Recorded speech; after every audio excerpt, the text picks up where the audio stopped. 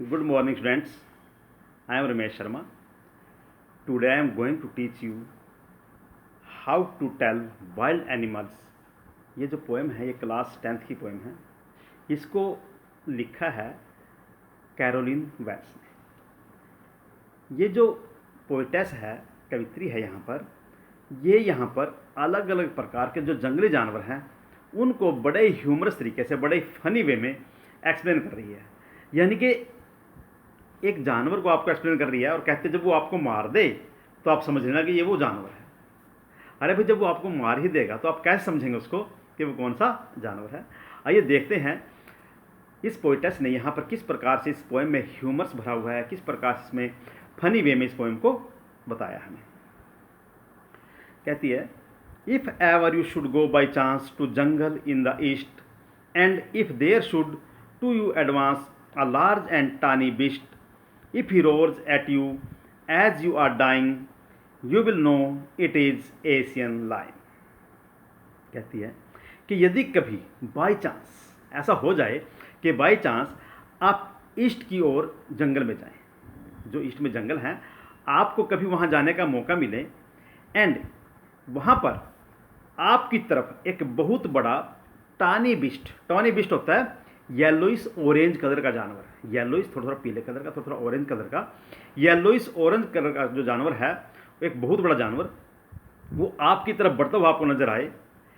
और if he roars at you as you are dying, और आप किस प्रकार ऊपर इस प्रकार दहाड़े, इस प्रकार से आपके ऊपर दहाड़े कि आपको लगे कि मैं तो मर गया यार, मैं तो मर जाऊंगा, हैं, आई एम डाइंग, मैं मर रहा हूं, आपको ऐसा लगे, you will know it is the Asian lion, तो आप समझ जाओगे कि एशियन लायन है.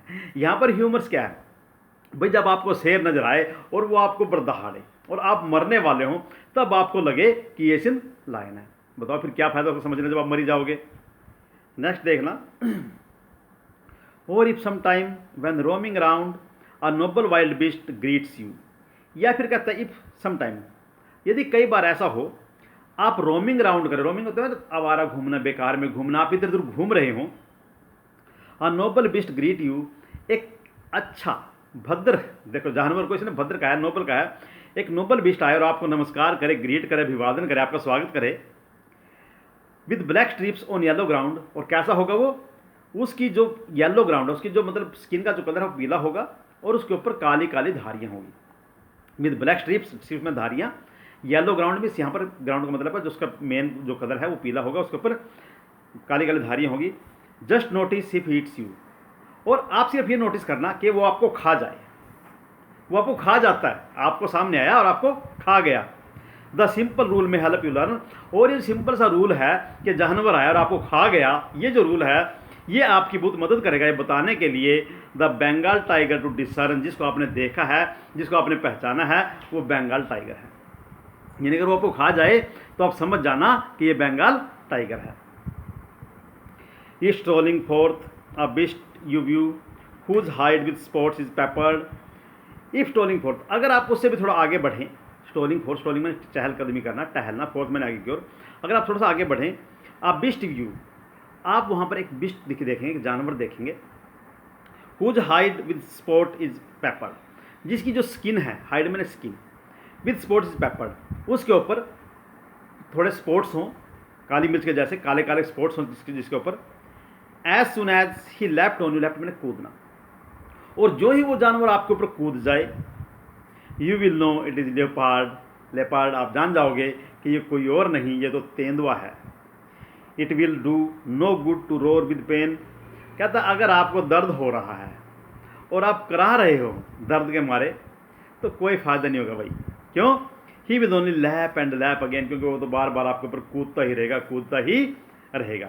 तो आपको इस प्रकार से तेंदुए की, यानी कि लेपर्ड की जो है पहचान मिल गई है कि तेंदुआ कैसा होता है. आपको एशियन लायन की पहचान मिल गई, आपको बंगाल टाइगर की मिल गई कि बंगाल टाइगर तो आपको खा जाएगा, उसके बाद आपको पता चलेगा बंगाल टाइगर है ये. ठीक है, नेक्स्ट देखते हैं.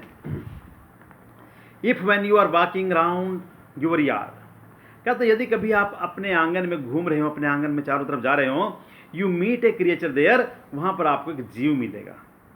Who hugs you very very hard, जो कि आपको बहुत हार्ड हक करेगा, बहुत हार्ड आपको हक करेगा. हग मीन्स सीने से लगा लेना, ठीक है। हग आप सब लोग समझते हो, what is hug. Be sure it is a bear, तो आप श्योर हो जाइए कि ये कोई और नहीं, ये बियर है, भालू है। अगर देसी भाषा में को तो रिच है, ये क्या है, ये रिच।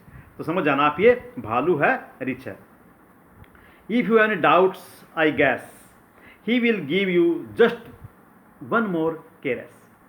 कहता है फिर भी अगर आपको शक हो तो यहां पर वो आपको एक और क्या करेगा, केरेस करेगा, आपको एक बार फिर वो आपको सहलाएगा प्यार से। लेकिन यहाँ पर केरेस इसने वैसे वर्ड दे दिया, प्यार से नहीं सहलाएगा, वो आपको और ज़्यादा कस के हक करेगा। ये भालू की पहचान होगी। दो to distinguish beast of prey a novice might nonplus the crocodile you always may tell from hyena thus hyena comes with merry smile but if they weep they are crocodiles. इसमें इसने आपको दो बिस्ट के बारे में बताया है, दो जानवरों के बारे में बताया है। कह रहा दो to distinguish beast of prey और नोविस माइट नॉन प्लस। यहाँ पर दो वर्ड आए हैं। नोविस मीन्स नौसिखिया, जिसको ज़्यादा नहीं पता सभी बातों के बारे में, दैट्स कॉल्ड नोविस, नौसिखिया किसी भी क्षेत्र में। नॉन प्लस मीन्स कंफ्यूज हो जाना, ठीक, पजल हो जाना। कह रहा यदि डिस्टिंग्विश में पहचानना, बिस्ट ऑफ प्री को पहचानना एक नोविस के लिए, एक नौसिखिए के लिए चकरा देने वाला होता है, कंफ्यूज कर देने वाला होता है। The crocodile always may tell from the हैना दस। कहते फिर भी अगर आपको क्रोकोडाइल और हैना में से पहचान करनी हो तो आप इस प्रकार से उनकी पहचान करेंगे। दो जानवरों की बात की, क्रोकोडाइल की, हैना की। आप हैना और क्रोकोडाइल को किस प्रकार से पहचानोगे। Hyenas come with merry smile, जो हैनाज हैं वो मैरी स्माइल के साथ आएंगे, बड़ी खुशी खुशी की स्माइल के साथ आपके सामने आएंगे। If they weep they are crocodile, और अगर वो रोते हैं तो वो कौन होंगे, क्रोकोडाइल। क्रोकोडाइल हमेशा आंसू बहाता, जैसा आपने सुना होगा क्रोकोडाइल टीयर्स, मगरमच्छ के आंसू। Next is the true chameleon is small a lizard sort of thing. अब कहता है चैमिलियन की पहचान क्या। चैमिलियन होता है जो वृक्षों पर देखते, छिपकली का थोड़ा बड़ा भाई, छिपकली थोड़ा बड़ा होता है वो छिपकली से, that's called chameleon. The true chameleon is small lizard sort of thing. जो ट्रू चैमिलियन, जो सच्चा चैमिलियन, जो सही चैमिलियन है, वो एक छोटा सा जीव होता है, एक लिजार्ड सॉर्ट ऑफ थिंग, एक छिपकली जैसी चीज़ होती है। He has not any years at all, उसके बिल्कुल भी कान नहीं होते। जो हमारा चैमिलियन है उसके कान नहीं होते। And not a single wing, उसके पंख भी नहीं होते। If there is nothing on the tree, अगर उस वृक्ष के ऊपर आपको कुछ भी दिखाई ना दे, उसके ऊपर आपको कुछ भी दिखाई ना दे, इट इज चैमिलियन सी, तो आप देखेंगे कि उस वृक्ष के ऊपर पक्का ही चैमिलियन आपको मिलेगा। क्योंकि वो जो है अपने रंग को जिस चीज़ के साथ होता है उस चीज़ का उस जैसा अपना रंग बना लेता है, यानी कि रंग बदलने में माहिर होता है, जिसको हम बोलते हैं गिरगिट। ये गिरगिट की तरह रंग बदलता है, दैट्स कॉल्ड चैमिलियन। ये छिपकली जैसे ही होता है, तो कहता है आप समझ जाएंगे वहाँ पर चैमिलियन है। इस प्रकार से जो पोएटेस है यहाँ पर, जो कैरोना वेल्स है, इसने आपको बड़े ही हास्यजनक तरीके से और बड़े ही सही और स्टिक तरीके से आपको कुछ जानवरों की पहचान बताई है, ताकि आपको जानवरों को पहचान जाए कि जानवर किस किस प्रकार के होते हैं। Now I am going to literary devices. Literary devices कौन सी इस्तेमाल की गई है इसके अंदर, पोएम के अंदर, वो बताता हूँ आपको मैं। देखिए सबसे पहले फर्स्ट टू लाइन्स को देखिए। If every should go by chance to jungle in the east. इन पहली दो लाइनों में पहली लाइन समाप्त होगी, लेकिन इसमें कोई भी पोज, कोई भी कोमा, कोई भी फुल स्टॉप कुछ नहीं आया, और सीधे नेक्स्ट लाइन में चलिए कंटिन्यू। अगर कोई लाइन पहली लाइन शुरू होकर अगली लाइन तक चली जाती है तो वहाँ पर जो हमारी लिटरेरी डिवाइस होती है एंजैममेंट, ENJAMBMENT, एंजैममेंट वहाँ पर लिटरेरी डिवाइस होती है।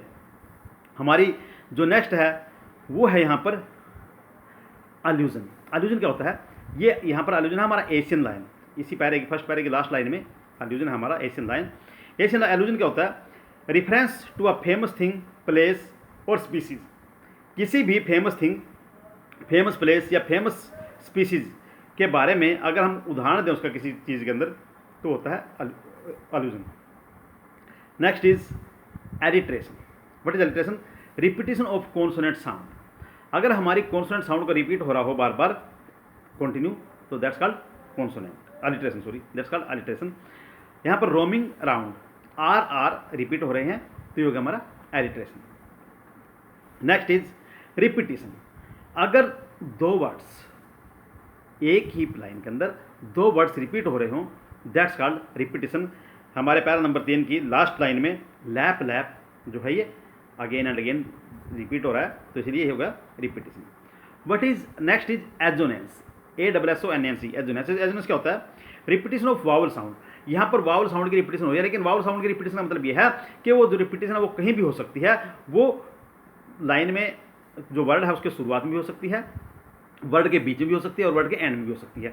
कहीं भी वावल की जो रिपीटिशन है आपको मिल जाए अलग अलग वर्ड्स के अंदर, whether it is in the starting, middle और एंड, तो ये हो गया हमारा एजोनेंस। तो इस प्रकार से हमारी लिटरेरी डिवाइसेस के अंदर कंप्लीट हुई, और उम्मीद करता हूँ कि आपको जो पोएम है अच्छे से समझ में आई होगी। अगर मेरी पोएम आपको समझ में ना आए, मेरा पढ़ा हुआ आपको समझ में नहीं आता, तो मेरे चैनल को सब्सक्राइब और शेयर मत कीजिए। अगर आपको लगता है कि आपको समझ में आ गया, then do subscribe and share. See you, मिलता है नेक्स्ट वीडियो में।